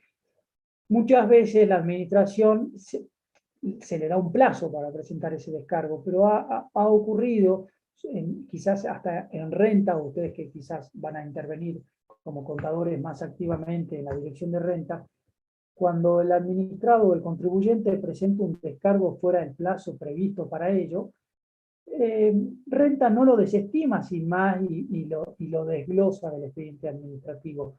Muchas veces dice, bueno, sin perjuicio que fue presentado en forma extemporánea, se le da trámite, se le da curso. Y ustedes me dirán, pero ¿por qué? Si eso fue presentado fuera de plazo. Por un lado, acá se van a combinar dos principios, probablemente, o tres principios del procedimiento administrativo. Por un lado, bueno, el principio de informativo en favor del administrado, que exige a veces dispensar de ciertos requisitos sustanciales o esenciales, pero también tengan en cuenta que está en juego la búsqueda de la verdad jurídica objetiva o la búsqueda de la verdad material. Entonces, si yo presento un descargo, yo como contribuyente presento un descargo ante la Dirección General de Renta que resultará esencial eventualmente para la resolución del caso, en el cual yo voy a presentar todas las pruebas que intento valerme y demás, es insoslayable a la hora de resolver. O sea, la administración no puede, por una cuestión formal, meramente formal, desestimar esa presentación, desglosarla y devolvérsela al contribuyente. Máxime cuando existen pruebas sustanciales y esenciales que se están presentando. Pasemos a uno de los principios más importantes, que es el principio del debido proceso, o en este caso el debido procedimiento, le podríamos decir. Este principio es una importación, podríamos decir, de los principios procesales que rigen en el proceso judicial. El procedimiento administrativo hizo suyo este principio procesal. Ya la Corte Suprema de Justicia de la Nación, en un precedente que no hace falta que ustedes lo sepan, que es un precedente que se llama Astorga-Brach, en el cual se discutía una licencia, si mal no recuerdo, de radiodifusión. Ahí la Corte dice que el debido proceso adjetivo, o el debido proceso, como dice acá el programa, es aplicable al procedimiento administrativo. ¿Y qué significa el debido proceso? Bueno, el debido proceso es el derecho a ser oído, como digamos, tiene este debido proceso encuentra tres facetas importantes. Es el derecho a ser oído, es decir, es aquel derecho a que la administración, o traducido a aquella obligación que tiene la administración, a recibir todas las presentaciones que el administrado o el ciudadano quiera efectuar. Eso se traduce también en el derecho a ofrecer y producir pruebas que hagan a ese derecho, o que lleguen a valer, para valerse de ese derecho. Y por último, y quizás también muy importante, es el derecho a una decisión fundada. Entonces, el debido proceso, ¿en qué se traduce? En tres subprincipios: el derecho a ser oído, el derecho a ofrecer y producir pruebas, y el derecho a obtener una decisión fundada. Este derecho a obtener una decisión fundada es un derivado claro de este principio constitucional de peticionar ante las autoridades. Y les busco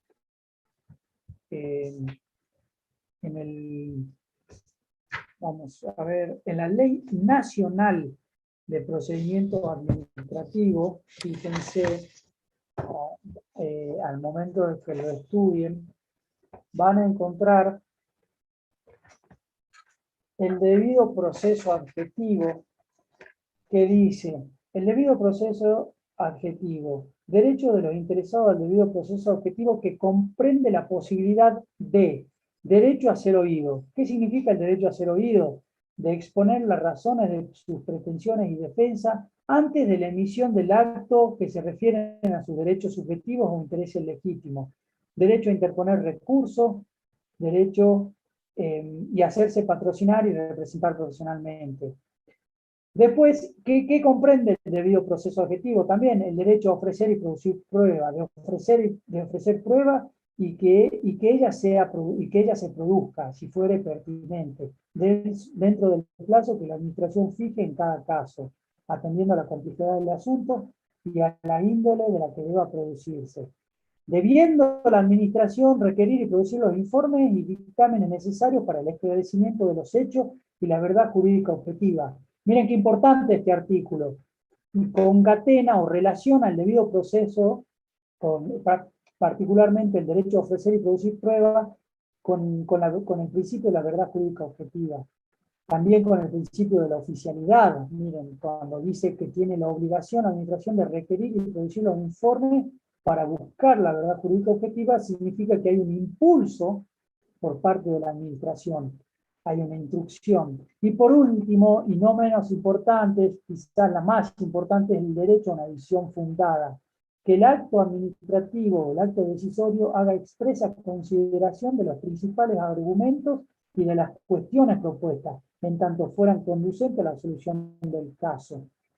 Esto se relaciona con, cuando ustedes vieron acto administrativo, el elemento motivación. ¿Se acuerdan? Yo no sé si fue esa clase con ustedes, la di yo, creo, y en un momento cuando hablamos de la motivación del acto administrativo, les intenté recalcar la importancia que tiene este elemento como garantía del administrado, como función importantísima o trascendental a la hora de ejercer el derecho de defensa del administrado, etc. Bueno, por último tenemos el principio de eficacia, que el de eficacia yo siempre lo uno con el de eficacia y eficiencia, que tiene que ver un poco el empleo de los medios para lograr el fin buscado, y también un poco la proporcionalidad que tiene que ver una relación entre los medios y fines. El procedimiento administrativo debe regirse bajo los principios de economía, eficiencia y eficacia que surge de la ley de administración financiera. Quizás sea una norma que ustedes durante la carrera van a estudiarla bastante. Esto tiene que ver con el empleo de los, digamos, de todos los elementos posibles de la administración al menor costo. Si yo le pido a la administración, supónganse, el relevamiento de un campo, porque eventualmente se estén efectuando tareas de desmonte, no voy a solicitarle, o internamente yo, supónganse secretario de Ambiente, no voy a hacer uso de 5 helicópteros de la provincia, de 2 aviones sanitarios de la provincia para ir a hacer un relevamiento de un campo. Seguramente mandaré 1, 2, 3 camionetas 4x4 para relevar el campo. Eso tiene que ver un poco con la eficiencia o la eficacia del procedimiento. Mejor dicho, eso tiene más que ver con la economía y la eficiencia. En cambio, la eficacia es un poco el logro del resultado, tiene que ver un poco con la buena marcha de la administración y lograr los fines queridos por el ordenamiento jurídico. Esos fines siempre están previamente establecidos. Entonces, en la medida que el procedimiento administrativo logre o coadyuve al cumplimiento de esos fines queridos por la norma, va a ser un procedimiento eficaz técnicamente hablando. Bueno, pasemos rápidamente a las partes del procedimiento administrativo. Para hablar de partes, técnicamente partes es solo una, ¿no? Cuando yo digo parte del procedimiento administrativo, vamos a decir, bueno, por un lado está la administración y por el otro lado está el administrado. Esta persona jurídica, física o esta persona de existencia física o una persona jurídica. Esa sería la parte propiamente dicha, porque la otra parte, digamos, hablando esto entre comillas, la otra parte sería el Estado, que no es técnicamente una parte. Cuando nosotros hacemos referencia al Estado, o sea, dentro de las partes, entonces, ¿a quién encontramos? A a estas personas jurídicas, ¿no? A personas físicas o jurídicas. Cuando nosotros hacemos referencia al Estado como la otra parte de este procedimiento administrativo, vamos a analizar la competencia. Cuando analizamos a la parte propiamente dicha, vamos a analizar la capacidad y la legitimación. Entonces, o sea, el Estado no tiene capacidad, el Estado tiene competencia. Quien tiene capacidad es la persona jurídica, la persona física o la persona jurídica. El Estado, por el contrario, tiene competencia. ¿De dónde surge la competencia? Del ordenamiento jurídico. Rápidamente les voy a decir dos cosas de la competencia. ¿Se acuerda que la competencia, y acá María Milagro me pregunta del artículo, es el artículo de la Ley Nacional de Procedimiento Administrativo, miren el artículo primero, artículo 1, y nada más. El artículo 1 consta de muchísimos incisos, y ahí están todos los procedimientos administrativos, están la mayoría de los principios que yo les hablé, bueno, hay plazos y demás. El artículo 1 de la Ley Nacional de Procedimientos Administrativos. Entonces, le decía que para el Estado rige la competencia, para la parte, para el administrado rige la capacidad.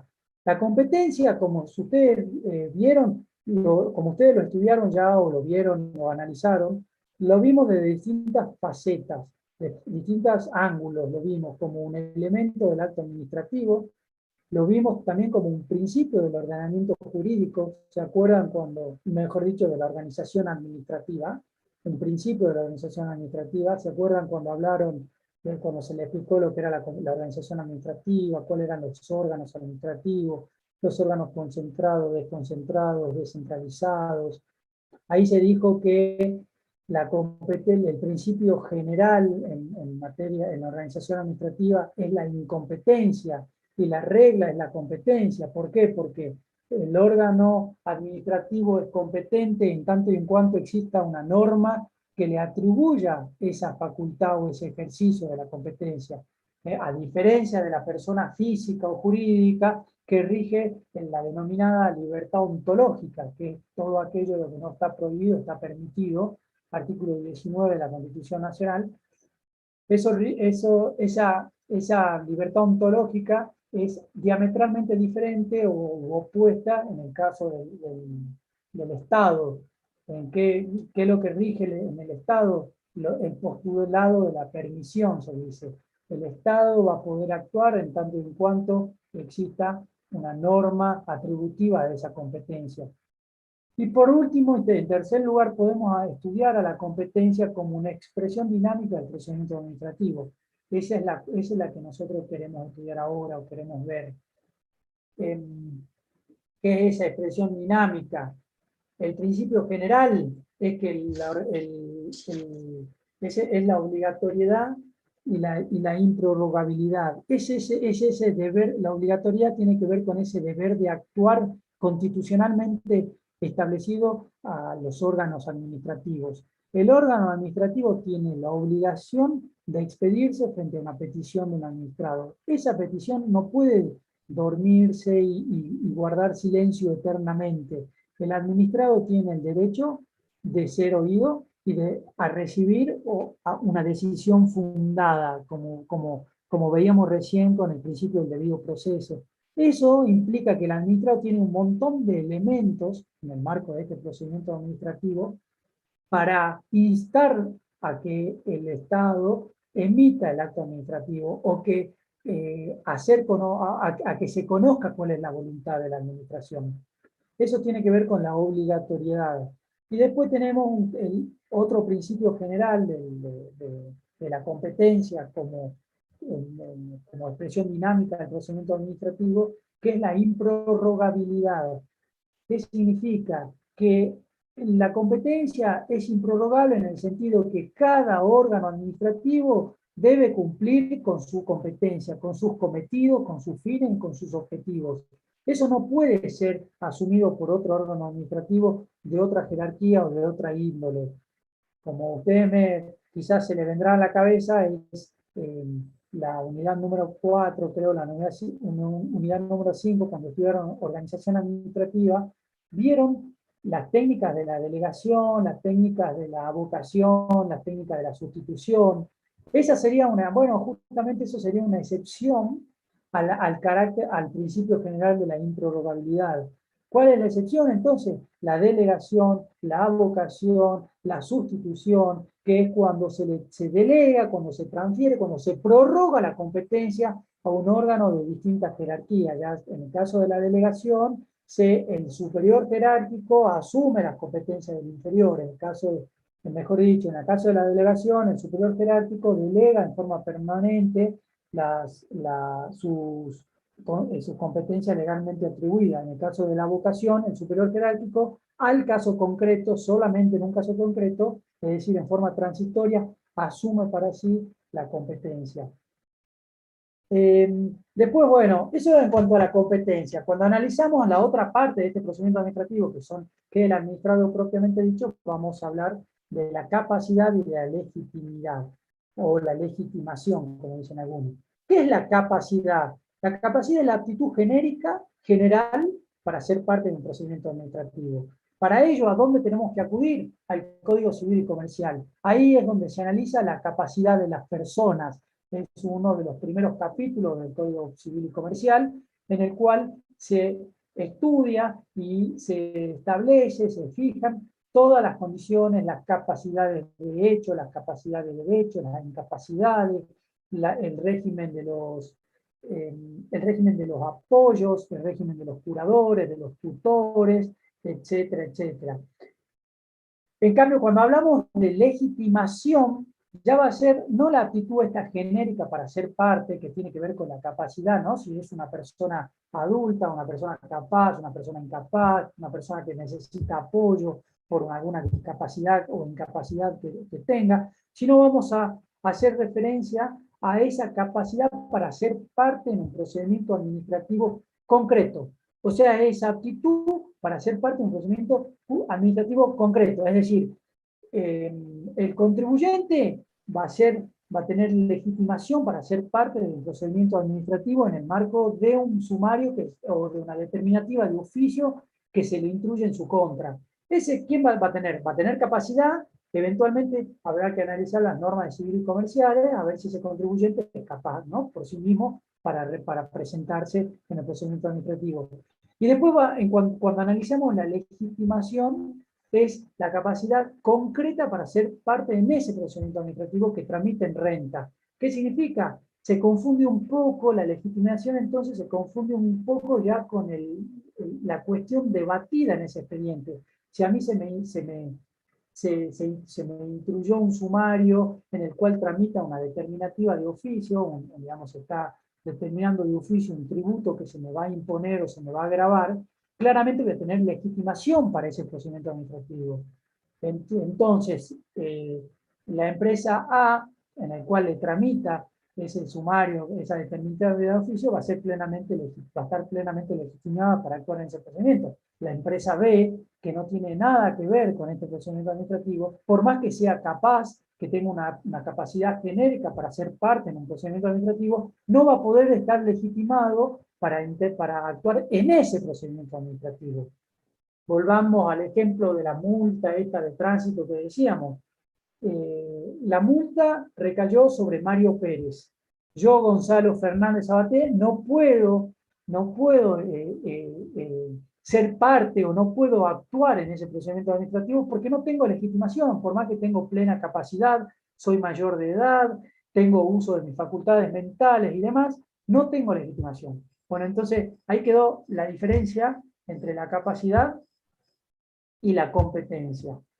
Un poquito para hablar de la capacidad, a diferencia del Código Civil y Comercial, en la Ley de Procedimiento Administrativo, es decir, la capacidad para ser parte de un procedimiento administrativo, tiene un mayor alcance generalmente que la capacidad que está prevista en el Código Civil y Comercial. Eso porque, digamos, para la vida, de todos los actos jurídicos que están previstos en el Código Civil y Comercial. ¿Eso por qué? Porque hay muchas situaciones en las cuales los menores adultos, ¿cuál es el menor adulto? Es el menor que cumplió, digamos que ya el actual código, Código Civil y Comercial hace referencia al adolescente, es aquel menor que ha cumplido 17 años, 16, 17 años, que no llega a adquirir la mayoría aún de edad, pero ya es considerado en los términos del Código Civil y Comercial como un menor adulto. Esos menores adultos, hay casos que se pueden desempeñar como agentes públicos. Supónganse ustedes un menor adulto que se lo cita a colaborar con un espectáculo público, por ejemplo, como acomodador de silla de un espectáculo público que lleva a cabo una municipalidad.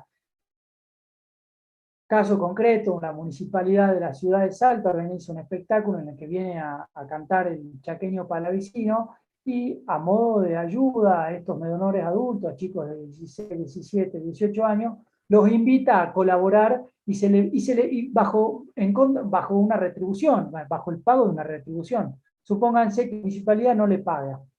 Claramente ese menor adulto que quizás para todos los actos jurídicos del mundo, supónganse para contraer matrimonio, para quizás celebrar un contrato, una escritura pública o un contrato de donación, va a tener capacidad, pero sí va a tener capacidad para actuar en el procedimiento administrativo. ¿Quién mejor que él para presentarse a la administración, presentarle un escrito y decirle, mire, municipalidad, págueme lo que debe, ¿no?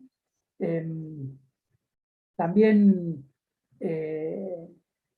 existen algunos casos, son los pocos, pero hay menores adultos que por alguna condición eh, que se dice como aquellos superdotados, ¿no? Que adquirieron un título habilitante o alguna profesión o industria a cierta edad, a temprana edad, por supuesto tienen capacidad para ser parte de los procedimientos administrativos. Hay jóvenes de 17 años que emprenden alguna industria o algún comercio y bueno, claramente pueden ser parte de los procedimientos administrativos.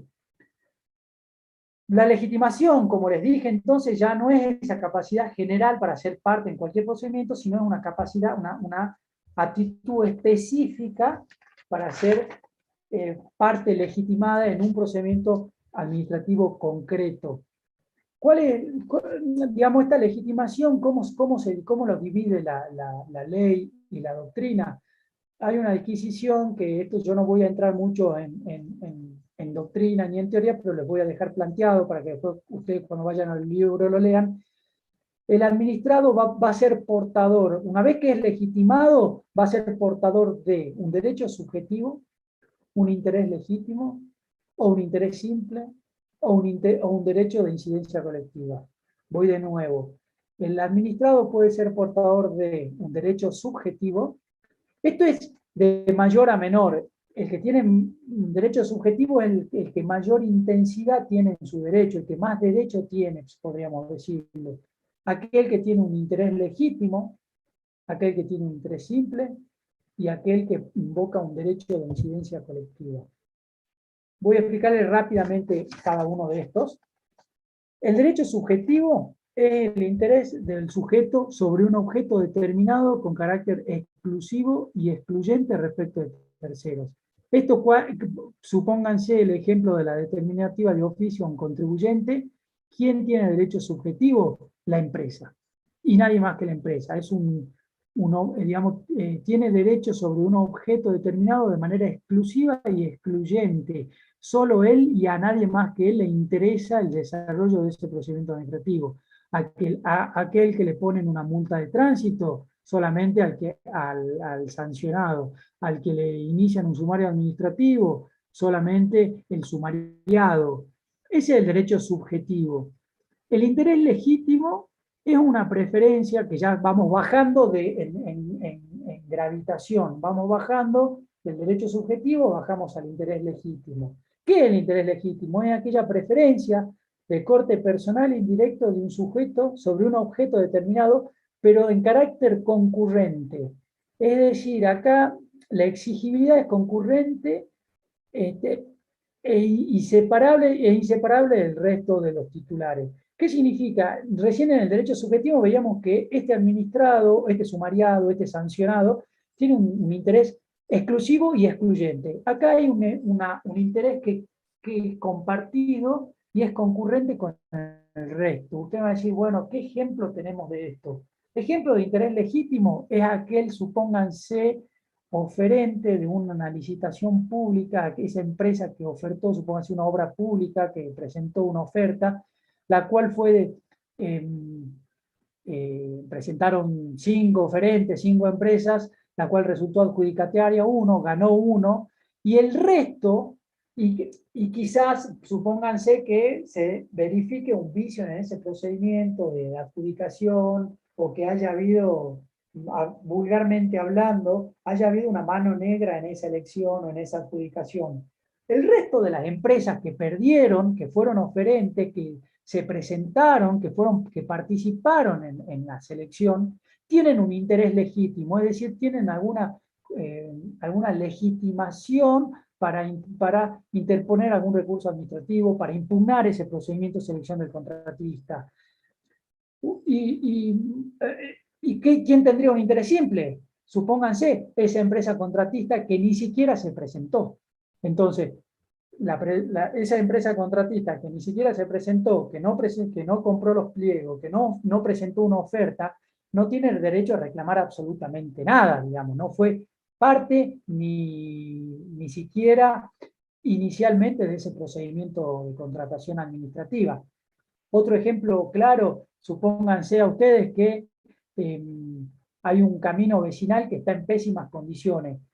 Ese vecino que presenta una nota a la municipalidad para que le arreglen el camino, le cubran los baches y demás, claramente tiene un interés legítimo, porque es un interés concurrente y compartido por el resto de los vecinos. No es un interés excluyente. Distinto es el caso, miren acá lo podemos ir relacionando con el derecho subjetivo, distinto es el caso de ese vecino al que le rompen su propia vereda y no permite, o que esa rotura de vereda opte a que pueda entrar y sacar el auto, que esté en el medio del garaje, esa rotura, que haya venido agua del norte, le reventó la vereda y no puede entrar ni sacar el auto.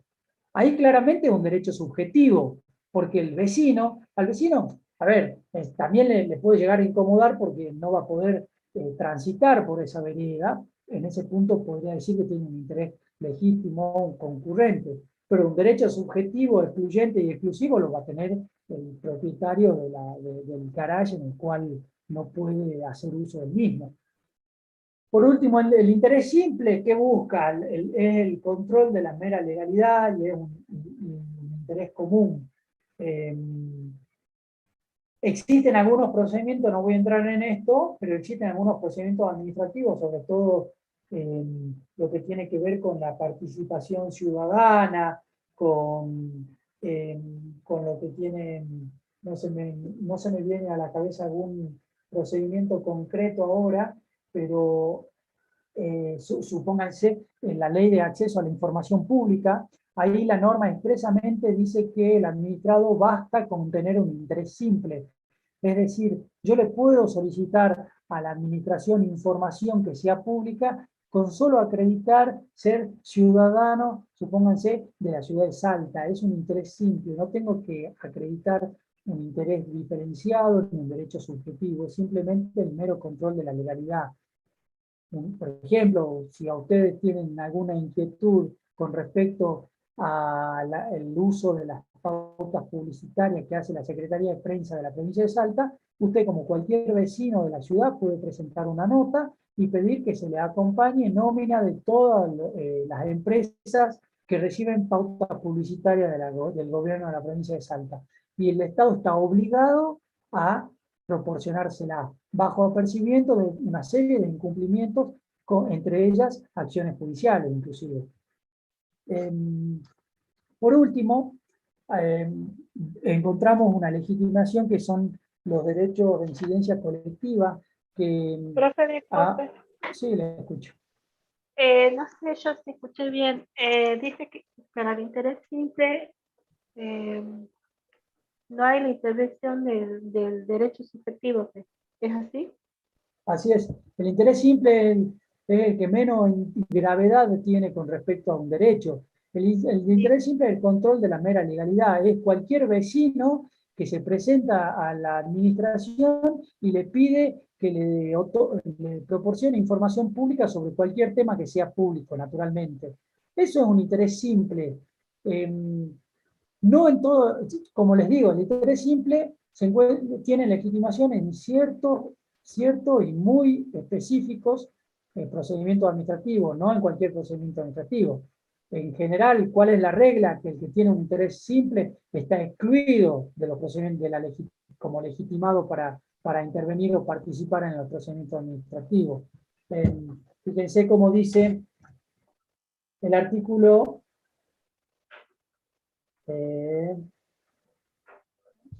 bueno, no tengo acá a mano rápido, pero la ley de procedimiento administrativo expresamente dice que se podrá instar el procedimiento administrativo todo aquel que alegue un derecho subjetivo o un interés legítimo. No habla de un interés simple. El interés simple queda acá. Artículo 113 de la ley de procedimiento administrativo de Salta. Escuchen, el trámite administrativo podrá iniciarse de oficio o a petición de cualquier persona física o jurídica, pública o privada, que invoque un derecho subjetivo o un interés legítimo. Serán consideradas parte interesada en el procedimiento administrativo. Entonces, el interés simple queda excluido, en principio, del procedimiento administrativo, salvo, como yo les dije, algunos procedimientos administrativos particulares que le otorgan legitimación. Un ejemplo de esos procedimientos es la ley de acceso a la información pública. Por último, sí. Disculpen alguna más. Con respecto a lo del interés legítimo, por ejemplo, usted mencionaba el tema de que habían construido o habían abierto la calle y esta persona no podía sacar el auto para ir a trabajar, por ejemplo. No, intenté dar eso un ejemplo del derecho subjetivo, porque a quien le afecta ese pozo es exclusivamente al vecino, al que le rompieron el garage, digamos. Claro. Quizás, entonces, sí. Perdón.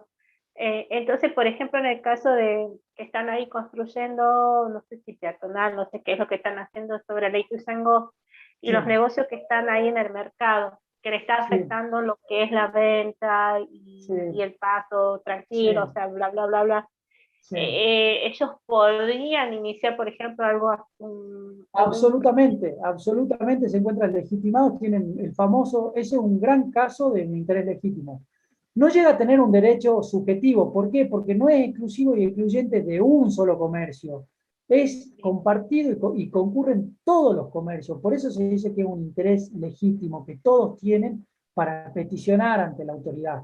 ¿Me explico? O sea, claro, se encuentran claramente legitimados. Eso no significa que tengan razón, no significa que la administración le va a resarcir los daños. No. Eso tiene eso corre por otro carril. Yo lo que estoy hablando acá es la legitimación. Caso, por ejemplo, de que no cumplan los plazos de terminar las obras, por ejemplo. Entonces ellos Claro, claro, yo lo que me estoy refiriendo ahora, lo que estamos viendo es quién es parte del procedimiento administrativo, quién puede iniciar un procedimiento administrativo, más allá de que tengan o no tengan razón. Seguramente si yo presento y les digo, che, mire, municipalidad, pagame todos los daños y perjuicios que me estaba ocasionando, quizás la municipalidad le diga, mire, estamos actuando dentro de un marco legal y acá hay un bien jurídico superior que se está protegiendo y que se está haciendo una obra pública en el cual ustedes tienen un sacrificio especial y tienen que un deber de tolerancia, digamos, ¿no? Estoy hablando hipotéticamente. Pero bueno, ese puede haber sido un ejemplo, otro ejemplo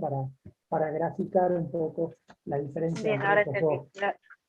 Gracias. De nada, no, de nada. Y después, como último y no menos importante sujeto legitimado son aquellos de los derechos de incidencia colectiva. Esos derechos de incidencia colectiva fueron fuertemente consagrados con la reforma constitucional del año 94, que tiene que ver con aquellos personas que tienen legitimación para defender los derechos colectivos como el derecho al medio ambiente, los derechos de defensa del consumidor. Como verán, digamos, son derechos que les afectan a toda la población, inclusive son a veces, cuando hablamos del medio ambiente, son derechos que afectan al universo, al mundo entero, quizás ocasionalmente. Esos son los famosos derechos de incidencia colectiva. Supónganse otros derechos, derechos colectivos, puede ser los derechos a la educación, a la salud, a la justicia. Son todos derechos colectivos que si bien son indivisibles porque pertenecen a toda una comunidad, bueno, se ha reconocido, gracias a, digamos, a través de la consagración de estos derechos en la reforma constitucional, se ha reconocido legitimación claramente en el procedimiento administrativo. ¿Por qué? Por la sencilla razón de que si la Constitución le otorgó legitimación procesal para estar en juicio, para interponer demandas judiciales a estos afectados o a ciertos sujetos legitimados, como ser el defensor del pueblo, las asociaciones civiles, estas civiles que protegen estos derechos civiles.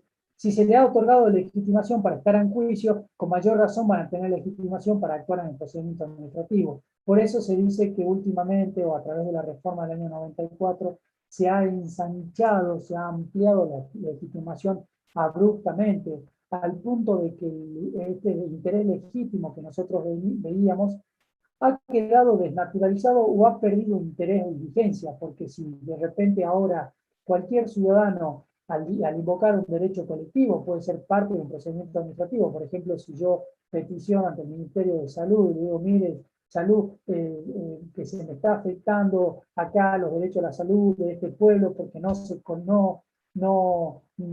se llevó a cabo una obra para no sé, la realización o la construcción de una salita en este pueblo, yo, por el solo hecho de invocar un derecho colectivo, un derecho a la salud, ya tengo legitimación, entonces la administración no va a poder decir, ay, mire, ¿sabe qué? Este es un derecho, usted está invocando un interés simple, por lo tanto no tiene legitimación. No, yo ya estoy invocando un derecho colectivo de carácter constitucional, con lo cual no va a tener mucho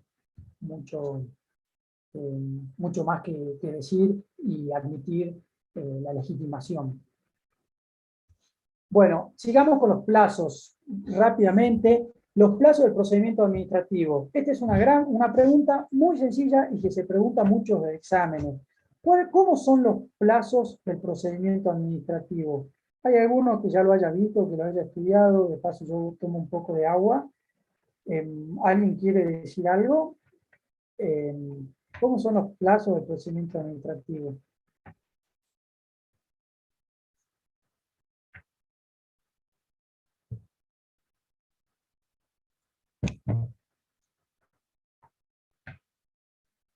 Bueno, los plazos del procedimiento administrativo están establecidos en el artículo 152 de la Ley de Procedimiento Administrativo de Salta, y a ver, en la Ley Nacional, en el artículo 1, inciso E, de la Ley Nacional de Procedimiento Administrativo.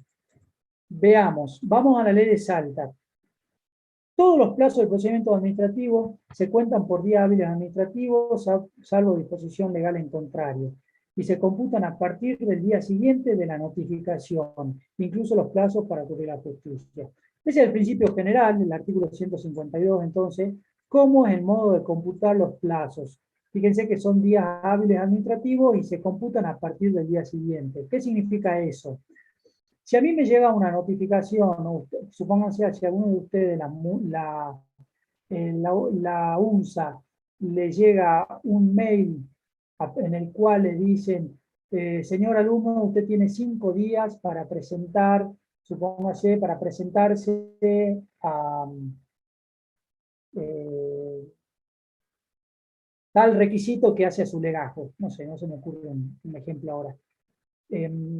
¿Cómo se computa ese plazo? Si a ustedes les llega el día de hoy, 8 de noviembre, le llega un mail, ¿cómo se computa? A partir del día siguiente de su notificación. Es decir, que mañana 9 va a ser el día 1, el miércoles 10, 2, jueves 11, 3, viernes 12, 4, sábado y domingo no es día hábil administrativo, por lo tanto no se computa, y vamos a ir al lunes 15. Entonces tengo 9, 10, 11, 12 y 15. El día 15 me vence a mí el plazo para presentar lo que se me solicita.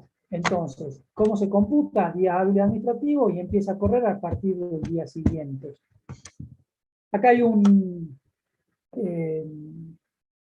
con respecto a los plazos, hay uno que se llama el plazo de gracia, que está previsto por ahí cuando lean los libros. ¿Qué significa el plazo de gracia? Yo se lo voy a explicar brevemente, porque ya no tenemos tiempo, pero el plazo de gracia es una concesión que se hace a nivel nacional, está previsto en el decreto reglamentario y la Ley Nacional de Procedimiento Administrativo, pero a nivel provincia eso fue admitido jurisprudencialmente, es decir, la justicia lo admitió. ¿Qué significa? Es un plazo que, en este caso, que yo les di, en el ejemplo de estos 5 días que ustedes tenían para presentar a alguna certificación, supónganse, el plazo de gracia es una concesión de las 2 primeras horas hábiles del día siguiente para cumplir con ello. Es decir, el plazo de gracia son las 2 primeras horas del día subsiguiente, es decir, el plazo ya vencido, el día en el cual ya el plazo venció, pero tienen las 2 primeras horas hábiles para cumplir con esto. ¿Esto qué tiene que ver? Bueno, su razón de ser es porque en el Código Civil y Comercial se dice que el cómputo de los plazos empieza a correr de medianoche hasta medianoche del día subsiguiente. Y entonces ustedes me dirán, bueno, pero si la UNSA abre de 8 a 1 y yo solamente tengo para presentar de 8 a 1 este escrito, ¿cómo hago entonces si yo salgo de trabajar a las 2 de la tarde todos los días y no puedo presentarlo durante esos 5 días? Bueno, por eso se le otorga este plazo de gracia, que son 2 horas del próximo día, es como una chance más para dar cumplimiento con eso. ¿Qué es el principio general? Los plazos administrativos son obligatorios y obligan por igual y sin necesidad de intimación alguna a los agentes administrativos. El vencimiento de los plazos no hacen decaer el derecho, debiendo continuar el trámite sin retrotraer sus etapas.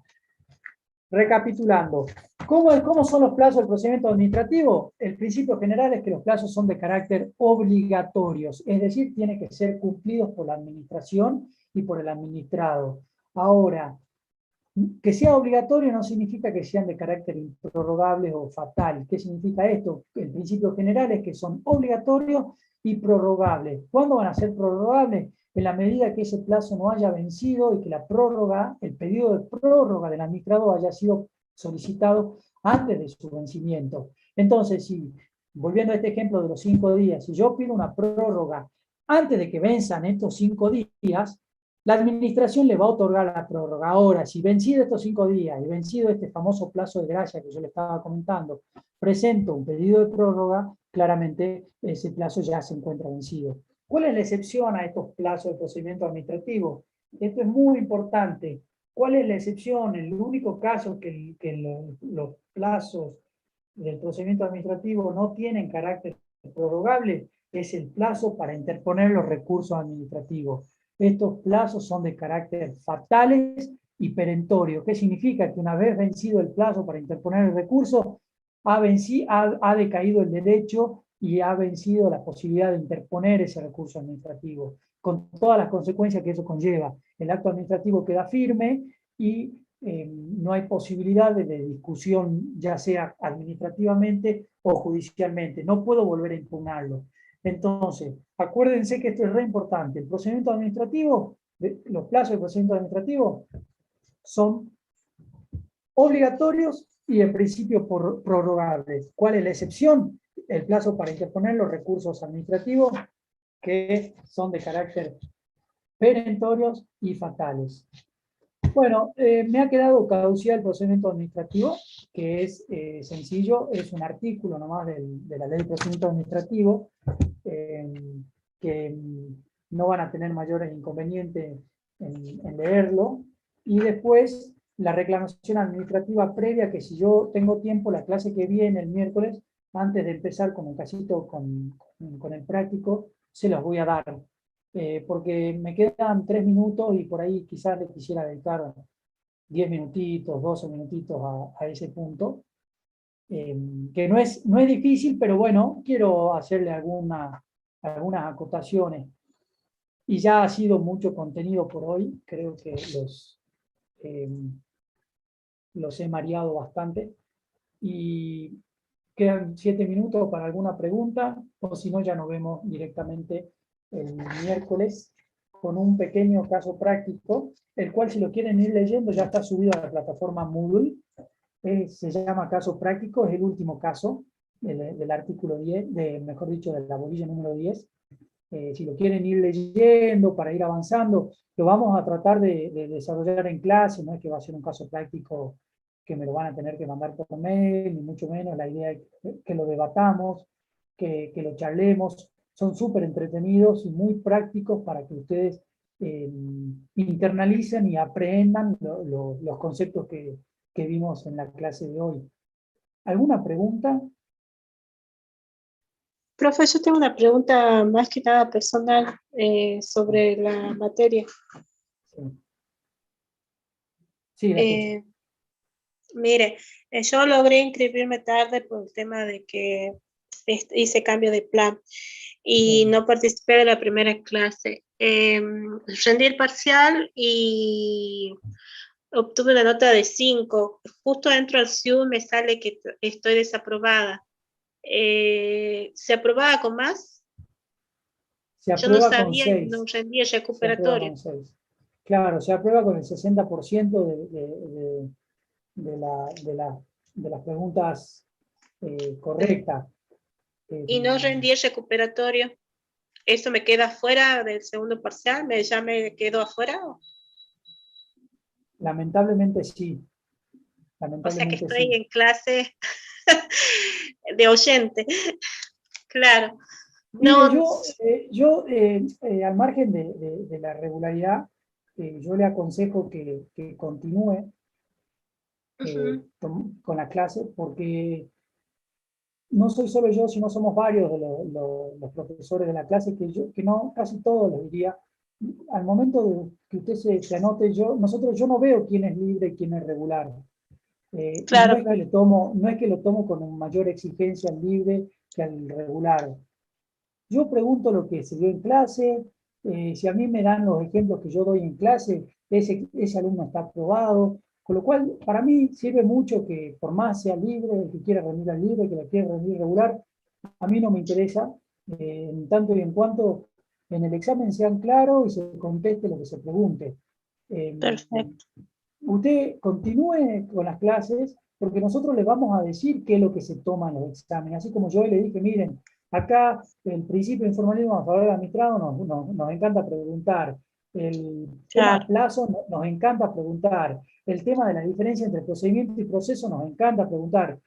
Quizá el tema de la legitimación no preguntamos, es un tema muy profundo que tiene muchos aristas y quizás no la preguntamos. Así que, como consejo, tanto para los regulares como los libres, cursen la materia, escúchenla, vayan llevándola y vayan anotando. Quizás yo entiendo que están cursando un montón de materias en paralelo, pero anoten Bien, porque va a ser de gran utilidad.